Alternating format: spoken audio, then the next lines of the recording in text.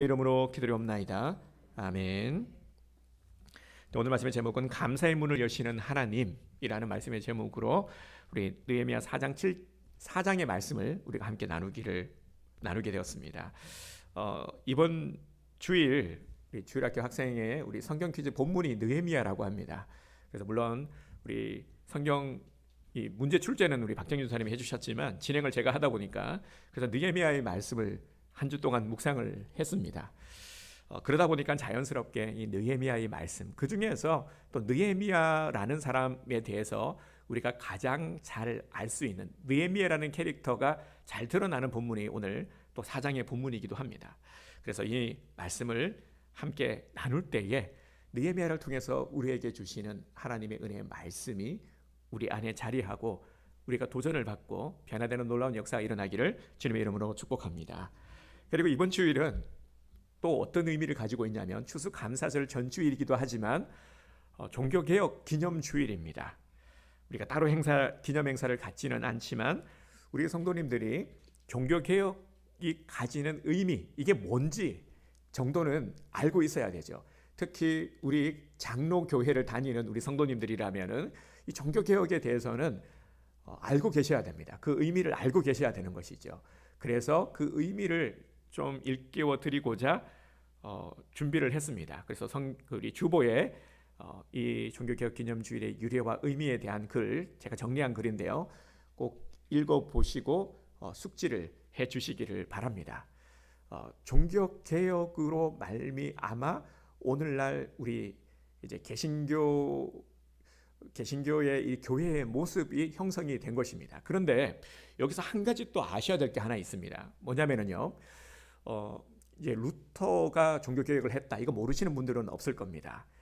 뭐 이런 유래들은 다 나와 있으니까요. 그런데 이제 루터를 시작으로 해서 많은 이제 종교개혁가들이 동참을 하게 되면서 종교개혁이 일어났는데 종교개혁을 할 수밖에 없었던 것이 로마 캐톨릭의 부패 때문이었죠. 그래서 잘 알고 있듯이 면죄부를 판매하는 것, 천국행 티켓을 판매한 겁니다. 이거 정말 어처구니 없는 일이 일어난 것이죠. 그런데 버젓이 이 일이 행해졌고 많은 사제들이 부패했었습니다. 그래서 이런 일들이 비일비재하게 일어났고요. 그러다가 부패할 대로 부패해진 그러한 상황 가운데서 이제 종교개혁이 일어난 것입니다. 그런데 알아야 될 것이 우리가 카톨릭에서 떨어져 나간 것이 개신교가 아니다. 그래서 제가 개신교라는 말을 잘 안 사용하는데요. 이러한 의미로 이 개신교라 칭하기 때문에 그래서 제가 썩 좋아하는 말은 아니지만 분명히 알아야 될 것이 로마 캐톨릭에서 떨어져 나온 것이 우리 개신교가 아니다, 교회가 아니다 하는 것입니다. 우리의 뿌리가 어디냐? 초대교회인 것이죠. 그래서 우리 교회는 원래부터의 교회입니다. 그러면 캐톨릭은 뭐냐? 캐톨릭이 변질되어서 떨어져 나간 부류인 것이죠. 원래 교회는 하나였습니다. 원래 초대교회는 하나였는데 이제 이 교회들이 나중에 뭐 우리 소그룹 공부를 할 기회가 있으면 이런 것들을 좀 나눠드리려고 하는데요. 원래 교회가 이제 점점 이제 유대교와 우리 기독교의 분리, 뭐 이렇게 분리가 계속해서 이제 일어나는 겁니다. 그 중에 한 갈래가 캐톨릭이었던 것이죠. 그런데 캐톨릭이 이제 힘을 가지고 몸집이 커지고 권력을 쥐게 되자 부패하게 되고 그러면서 이제 개혁이 일어나게 되고 종교 개혁이고, 물론 형태적으로 보게 되면은 이 종교 개혁으로 말미암아 우리 개신교가 탄생이 된 것 같지만 하지만 뿌리는 거기에 두고 있는 것이 아니라 우리의 뿌리는 초대교회라는 것을 분명히 아시길 바랍니다. 그래서 혹여나 떨어져 나왔다, 아니다라는 거 분명히 말씀을 드립니다. 자, 오늘 우리 본문의 말씀을 함께 나누기 원합니다. 네, 느헤미야서니까 느헤미야라는 사람에 대해서 우리가 먼저 알아야 되겠죠. 느헤미야는 제사장 신분이 아닙니다. 제사장은 에스라였어요. 동시대 때 함께 활동을 한 인물이 개혁을 마찬가지로 우리 종교개혁, 그죠? 이때도 이제 개혁을 주도한 인물이, 대표되는 인물이 바로 에스라 그리고 느헤미야, 이런 인물입니다. 에스라는 제사장 신분으로 영적인 개혁을 주도했다라고 본다면, 그래서 영적 부흥을 이끌었다라고 본다면은요, 느헤미야는 평신도 지도자였습니다. 느헤미야는 정치적이고 실제적인 부분들을 잘 감당했습니다. 에스라와 느헤미야를 보면은 하나님께서 어떻게 사람들을 들어 사용하시는지를 볼 수 있습니다. 준비된 제사장을 중심으로 했어요. 또 준비된 평신도 일꾼들을 하나님께서는 세우시고 부르셔서 사용하시는 것이죠. 이런 모습을 보면서 우리는 또 하나님의 계획하심을 바라보게 됩니다. 그리고 자연스레 오늘 우리들을 향하신 주님의 계획하심을 알게 되는 것이죠. 느헤미야, 항상 우리가 성경을 보면서 이름 뜻이 무엇일까를 알아볼 필요가 있습니다. 느헤미야라는 이름의 뜻은 위로하는, 하나님의 위로라는 뜻입니다. 이때는 무엇이 필요했다라는 것이죠. 이름 뜻에서도 알 수 있듯이 하나님의 위로가 필요한 때였다라는 것을 알 수 있습니다. 그래서 느헤미야를 사용하신 것이죠. 느헤미야를 통해서 하나님께서 약속하신 것들, 그 구원의 약속을 이루어 가심을 볼 수가 있습니다. 느헤미야는 포로로 페르시아에 끌려갔습니다. 페르시아는 성경에 나오는 바사라는 나라가 바로 페르시아입니다. 당시 세계 패권을 누가 쥐고 있었냐면은 바로 이 바사 페르시아가 쥐고 있었습니다. 우리 북이스라엘을 누가 무너뜨렸죠? 아수르. 네, 아수르가 북이스라엘을 멸망시켰고요. 남유다는 누가 멸망을 시켰습니까? 바벨론이었죠. 이 아수르와 바벨론이라는 이 막강한 나라를 무너뜨린 나라가 바로 페르시아였습니다. 그러니까 이 페르시아는 정말 실로 어마어마한, 당시 세계의 패권을 쥐고 우지자지하는 그런 나라였던 것이죠. 이때 성경에 소개되고 있는 고레스 왕이 소개되고 있습니다. 고레스 왕은 이렇게 기억을 하시면 됩니다. 고래고래 소리를 지른 왕. 고래고래 소리를 질렀는데 뭐라고 소리를 질렀냐면은 이스라엘을 보내라, 이스라엘을 보내줘라, 이렇게 소리를 지른 왕이 고레스다, 이렇게 기억을 하시면 됩니다. 진짜 그렇게 했다라는 건 아니고요, 잘 기억을 하시라고 제가 이렇게 설명을 드리는 겁니다. 고래고래 소리를 질렀다, 이스라엘을 보내라라고. 이 고레스 왕은 엄청 착한 왕이었어요. 그래서 이스라엘 포로들을 다시 돌려보냅니다. 이스라엘을 해방시키고 포로들이 세 차례에 걸쳐서 귀환을 하게 되죠. 느헤미야는 3차 포로 귀환을 이끈 인물입니다. 느헤미야는 비록 포로 신분이었지만 페르시아에서요, 어떤 관직을 맡았냐면은 왕의 술 맡은 관원이었습니다. 그러니까 술 맡은 관원이 어떤 일을 하는 것이냐면은 왕에게 올려지는 이 술에 독이 있는지 없는지 이걸 자기가 마셔보면서 점검을 하는 겁니다. 그런데 이게 결코 하찮은 관직이 아니라 소위 말하는 실세가 될 수 있는 아주 중요한 요직이었어요. 왜 그러냐면 술 맡은 관원은 아무나 맡길 수 있는 관직이 아니었습니다. 왕의 총애와 신뢰를 입고 있지 않으면 절대 맡을 수 없는 관직이었거든요. 그런데 이것을 누가 맡았냐면은 바로 느헤미야가 맡았던 겁니다. 그래서 느헤미야는 왕의 총애를 입고 신임을 얻어서 술 맡은 관원이 되었죠. 그래서 앞서 제가 말씀을 드렸죠. 왜 실세냐? 왕의 가장 최측근에 있기 때문에 이 느헤미야의 입김이면 왕을 움직일 수가 있기 때문입니다. 그래서 실세다 하는 것이죠. 자, 그런데 여기서요, 제가 앞서 에스라는 영적인 부분을 이끌었고 느헤미야는 정치적이고 실제적인 부분을 이끌었다고 했죠. 그래서 이 느헤미야를 보면서 바로 이 정치인들도 하나님께서 사용하시면은 정말 귀한 일을 감당할 수 있다라는 것을 보게 됩니다. 느헤미야는 이쪽에 가깝죠. 좀 정치적인 부분들을 통해서 결국 이 고레스를 움직였어요. 이 기회를 살려서 유다 총독으로 임명이 되지 않습니까?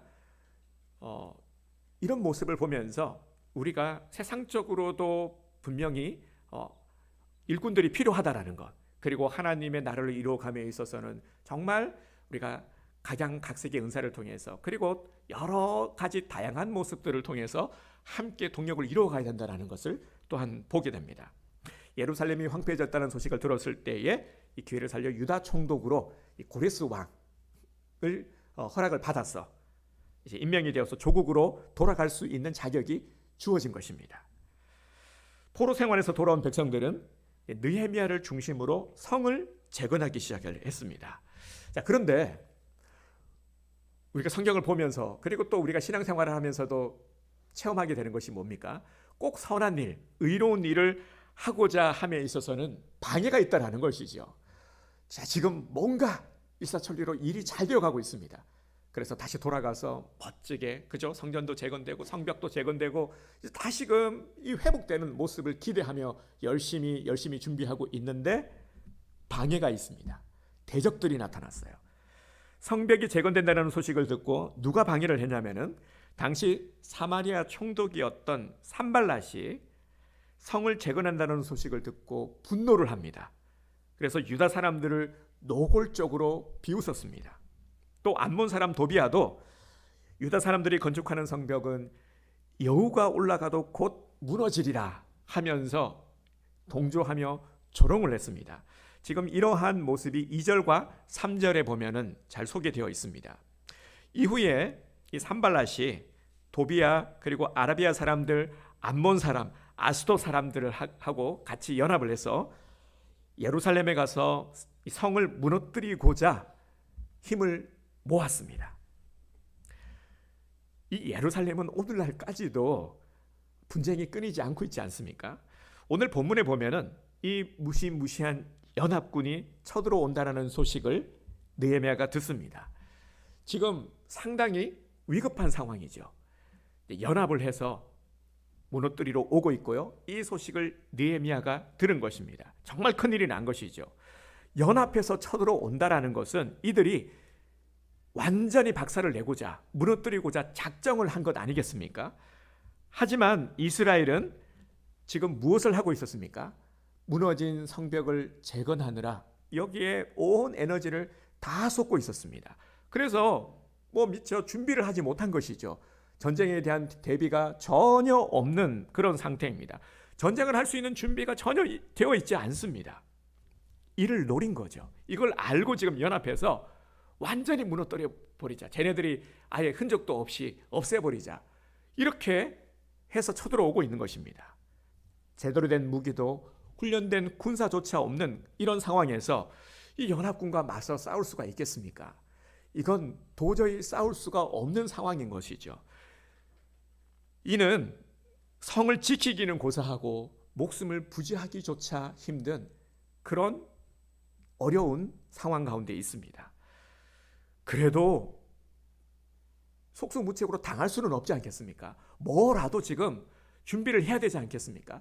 어떻게든 전략을 세워서 피해를 최소화해야 되지 않겠습니까? 정 안 되면은 도망이라도 갈 계획을 세워야 되지 않겠습니까?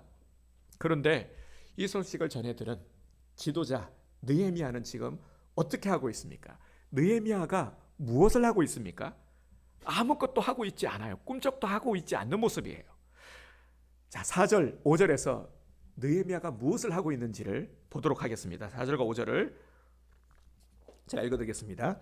우리 하나님이여 들으시옵소서. 우리가 업신여김을 당하나이다. 원하건대 그들이 욕하는 것을 자기들의 머리에 돌리사 노략거리가 되어 이방에 사로잡히게 하시고 주 앞에서 그들의 악을 덮어두지 마시며 그들의 죄를 도말하지 마옵소서. 그들이 건축하는 자 앞에서 주를 노하시게 하였습니다 하고. 아멘. 지금 느헤미야가 무엇을 하고 있습니까? 여러분 무엇을 하고 있죠?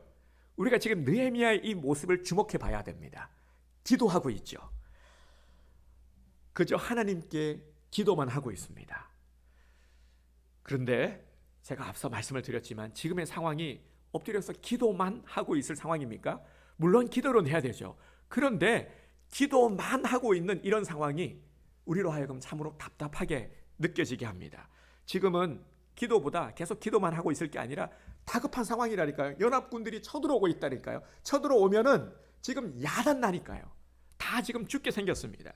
변변한 군사도 무기도 없고 정비할 일이 한두 가지가 아닌데 한시가 급한데 아무것도 하지 않고 무릎을 꿇고 기도만 하고 있는 느헤미야를 바라보면서 백성들은 얼마나 속이 탔겠습니까?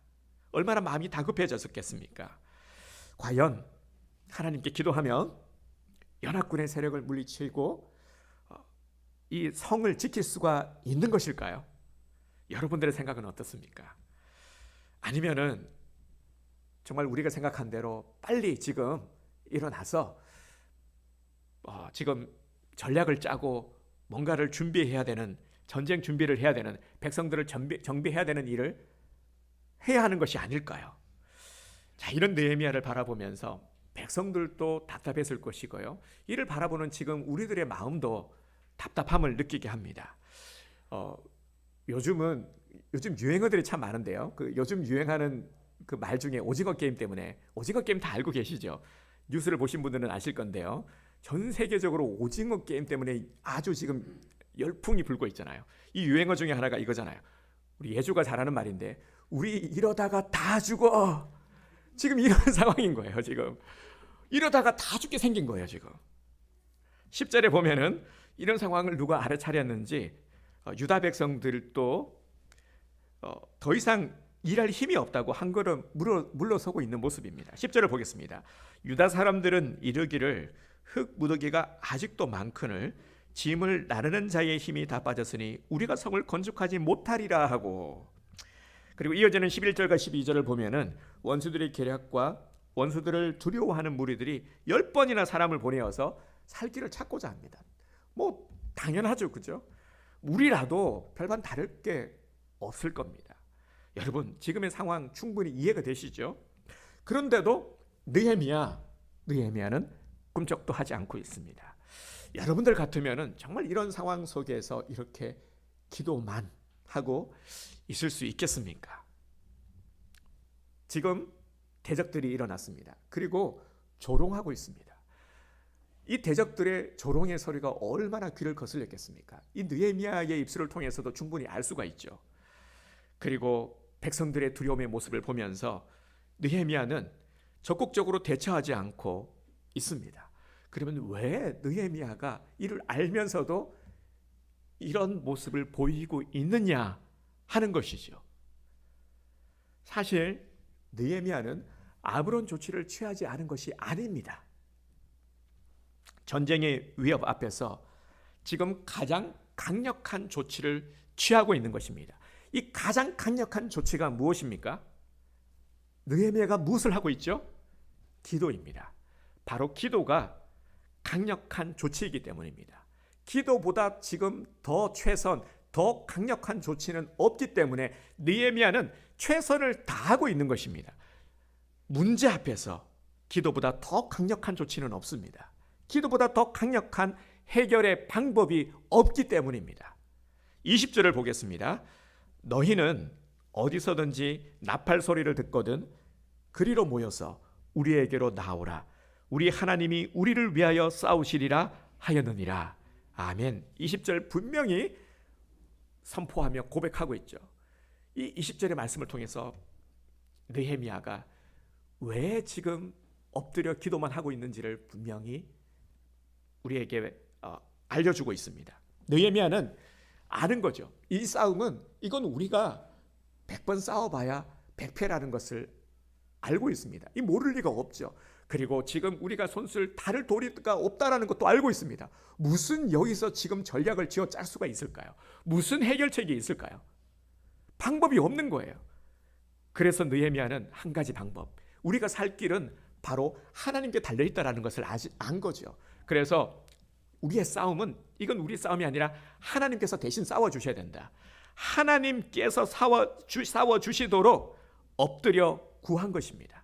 그래서 하나님께서 지켜주시기를, 우리 백성들을 지켜주시기를, 이것이 가장 안전한 조치요, 최선의 방법이요, 지금 마땅히 느헤미야가 해야 될 일이었기 때문입니다.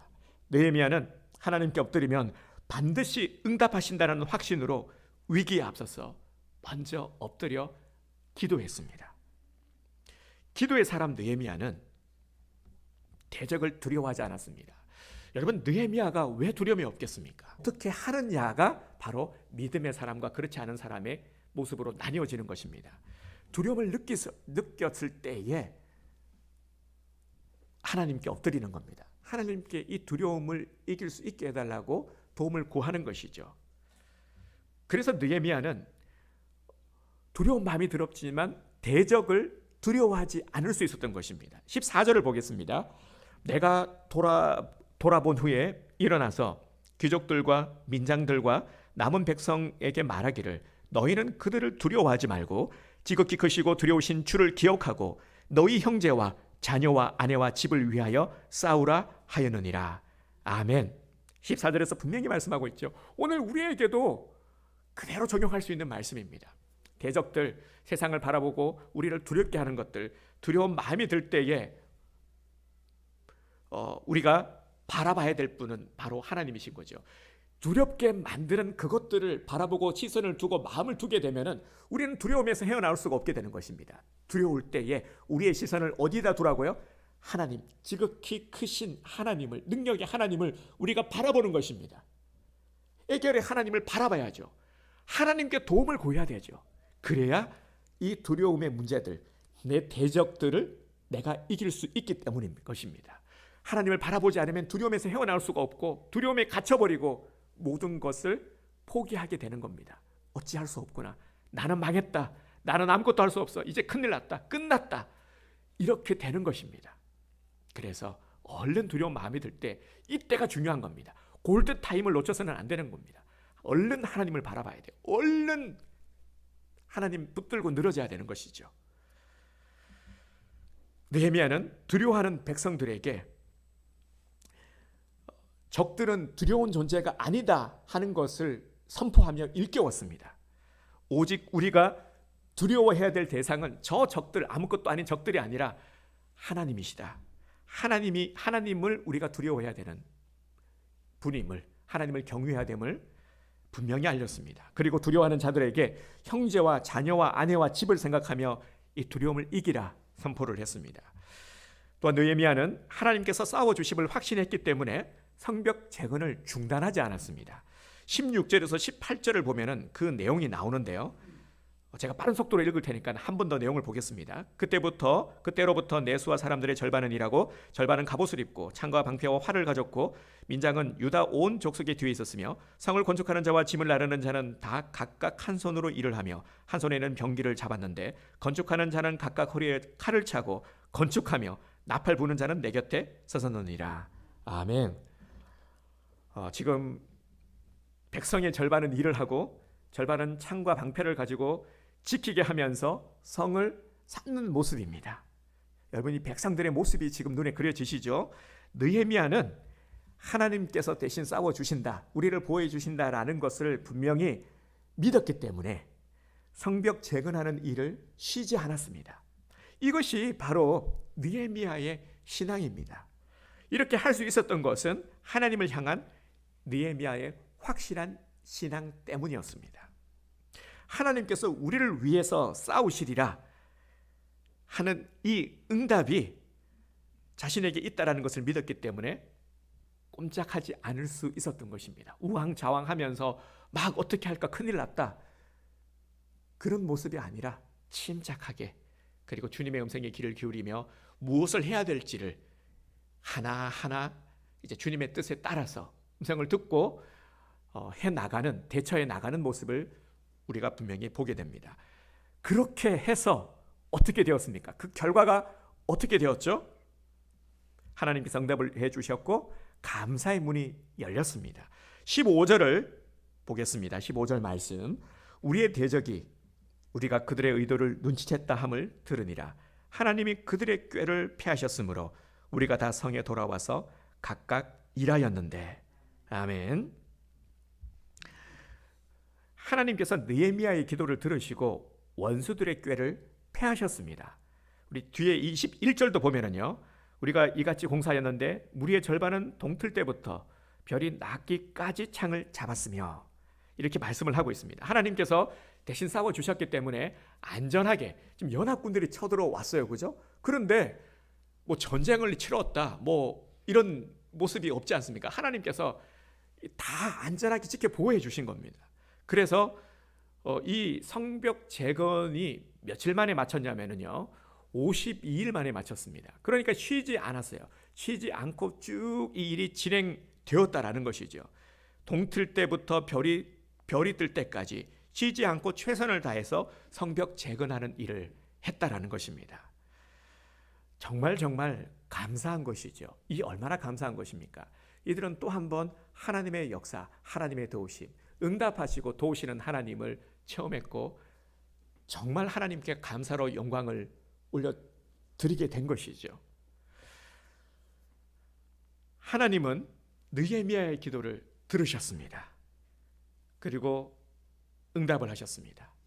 하나님께서는 이들에게 대적과 두려움과 여러 가지 지금 현실의 문제들을 이겨내고 감사의 문을, 이들에게 감사의 문을 열게 하신 것입니다. 사랑하는 성도 여러분, 우리가 오늘 이 본문의 말씀을 함께 나누면서요, 이 느헤미야와 그리고 이들이 처한 위기 속에서 어떻게 이 위기를 극복하며 감사의 문을 열었는지를 우리가 지금 함께 살펴보았는데요. 말씀을 보면서 지금 우리들의 모습, 나의 삶의 모습을 봐도 많은 어려움, 나를 향한 대적들 있음을 우리는 알게 되죠. 무엇이 우리의 대적입니까? 우리의 신앙을 무너뜨리려고 하는 세력들, 이게 다 대적인 것이죠. 성벽을 재건해야 되겠다. 얼마나 귀하고 선한 일입니까? 그런데 어떻습니까? 이게 순탄하게 진행이 되었습니까? 그렇지 않죠. 방해가 있었어요. 대적들이 일어났습니다. 우리가 한 해를 돌아보면은 참 많은 일들이 있었죠. 코로나19라는 위기, 이 위기 속에서 우리는 정말 이전에 겪어보지 못한 어려움과 두려움을 느껴야 했습니다. 어떡하지? 큰일이야. 작년까지만 해도 이제 올해가 지나면은 나아질 수 있을 거야. 그랬는데 지금 거의 만 2년 가까이, 그죠? 이 코로나라는 것을 겪고 있습니다. 그리고 급기야 위드 코로나라는 이제 정책을 펼쳐 나가고는 있지만 많은 우려를 하고 있습니다. 늘 이 염려와 걱정은 떠나지 않고 있어요. 어떡하나? 더 확진자가 늘어나면 어떡하지? 당장 우리 가족들, 자녀들에게 어려움이 생기면 어떡하지? 이 염려를 안 하는 가정들이 없을 겁니다. 자연스레 또 우리가 경제적인 어려움을 겪게 되죠. 사실 모든 어려움의 중심은 이 경제적인 부분들이 있습니다. 경제가 어려우니까 가정이 어려워지게 되고 관계가 어려워지게 되고 그리고 우리 내면의 어려움까지도 겪게 되는 겁니다. 특히 우리 많은 신앙인들이 이런 문제 속에서 지금 신앙을 잃어가고 있고요. 연약함을 안고 있는 것이죠. 우리를 넘어뜨리려고 하는 수많은 세력들, 그죠? 이렇게 우리를 공격하고 있고 우리를 힘들게 하고 있습니다. 우리의 대적은 우리의 신앙을 무너뜨리려고 하는 자들입니다. 이 위기 속에서 분명히 우리는 지금 어려움을 겪고 있죠. 우리가 주님의 일을 하고 주님을 섬기지만 이 땅 가운데 사는 동안에는 육신을 입고 있기 때문에요. 틀림없이 많은 우리가 육적으로도 겪게 되는 어려움, 그리고 내면의 어려움, 많은 어려움들을 겪게 됩니다. 그러면 이러한 위기와 어려움들 속에서 우리 대적들 앞에서 우리가 어떻게 맞서 싸워야 하는 것일까요? 어떻게 이러한 위기를 이겨내야 하는 것일까요? 분명한 것은 물리치기는 해야 되겠죠. 극복은 해야 되겠죠. 아니면 포기하는 것밖에 없으니까요. 항복하는 것밖에 없으니까. 분명히 이겨내긴 해야 될 텐데, 극복은 해야 될 텐데 어떻게 이겨낼 수가 있을까요? 아무리 무시무시한 적이라고 해도 막아낼 방법만 있다면 우리는 무서워 떨지 않아도 되는 것입니다. 그렇죠, 여러분? 방법만 있다면 문제될 것이 없는 것이죠. 만약에 우리가 이겨내지 못하면 내 자녀, 내 가정, 내 삶, 내 생명은 무너지게 됩니다. 우리 14절 다시 한번 보겠습니다. 14절은 우리 한 목소리로 함께 말씀을 선포하도록 하겠습니다. 시작. 내가 돌아본 후에 일어나서 귀족들과 민장들과 남은 백성에게 말하기를 너희는 그들을 두려워하지 말고 지극히 크시고 두려우신 주를 기억하고 너희 형제와 자녀와 아내와 집을 위하여 싸우라 하였느니라. 아멘. 우리에게 주시는 하나님의 음성입니다. 지극히 크시고 앞에서부터요. 그들을 두려워하지 말고 지극히 크시고 두려우신 주를 기억하고 너희 형제와 자녀와 아내와 집을 위하여 싸우라. 아멘. 오늘 우리에게 주시는 말씀이에요. 우리 가정과 우리 아내와 자녀와 집을 위하여 싸워야 되지 않겠습니까? 이기려면 어떻게 해야 됩니까? 어떻게 하면은 싸워 이길 수 있습니까? 하나님께서 대신 싸워 주시면 이길 수가 있습니다. 하나님을 이겨낼 자, 여러분 이 세상에 있을까요? 하나님을 대적할 수 있는 상대가 있을까요? 세력이 있을까요? 하나님을 이겨낼 자는 없습니다. 여러분 믿으십니까? 하나님께서 대신 싸워주시면 그 어떤 대적이라도 내게 문제될 것이 없는 겁니다. 그러면 하나님이 우리를 위하여 싸워주시려면 어떻게 해야 합니까? 느헤미야를 봅시다. 어떻게 해야 됩니까? 하나님께서 움직이셔야 합니다. 하나님께서 움직이시려면 우리가 하나님을 움직여야 되겠죠. 하나님을 움직이는 방법이 무엇입니까? 여러분, 하나님을 어떻게 느헤미야가 움직였죠? 느헤미야가 무엇을 했습니까? 엎드려서? 그렇죠. 하나님을 움직이는 방법은 기도하는 것입니다. 이 놀라운 비결을, 그리고 또 이 놀라운 권세를 우리에게 주셨어요. 우리는 하나님께 기도할 수 있는 자들입니다. 우리의 가장 강력한 파워, 우리의 놀라운 힘이 뭐냐? 우리는 하나님께 기도할 수 있는 사람이라는 거예요. 자세하게 말씀을 드리면요, 어려움 가운데서, 여러 가지 두려운 일들 가운데서 우리는 하나님께 도움을 구할 수 있는, 도움을 요청할 수 있는 자격이 있다는 것입니다. 이게 얼마나 대단한 건지 모릅니다. 느헤미야가 엎드려서 무엇을 한 겁니까? 하나님께 도움을 구했습니다. 하나님은 구하는 자의 기도를 들으시고 살피시사 합당한 은혜를 부어주십니다. 하나님께서는 감사의 문을 열어서 모든 것들이, 위기가, 어려움이, 고난이 감사가 되게 하십니다. 하나님을 움직이는 방법은 기도 외에는 없음을 잊지 마시길 바랍니다. 그렇기에 아직 나에게 기회가 있습니다. 여러 가지 많은 어려움이 있지만, 아직도 어렵지만, 여전히 어렵지만 나에게는 기회가 있습니다. 오늘 이 말씀을 듣고 있기 때문인 것이죠. 나를 대적하는 적들 때문에 두려워하지 마십시오.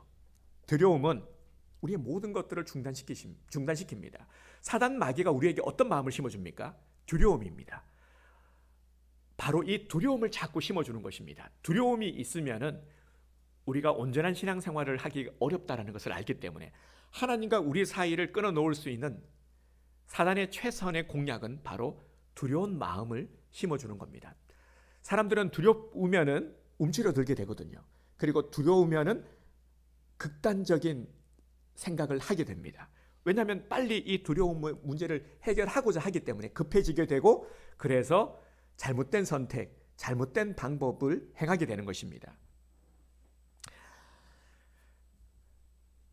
그래서 우리는 모든 것들을 하나님께 맡기고 하던 일을 계속해 나가야 됩니다. 이스라엘이 성벽을 재건하는 일을 멈추지 않았습니다. 자, 우리가 해야 될 일은 바로 이거예요. 이 모습에서 우리는 도전을 받게 되는데요, 우리가 하는 일을 쉬어서는 안 되는 것입니다. 하나님께서 우리에게 하라 명하신 선한 일을 우리가 행하면서, 기도하면서 계속해서 우리의 일을 멈추지 않고 해나가는 것이죠. 이는 또한 이렇게 적용할 수도 있습니다.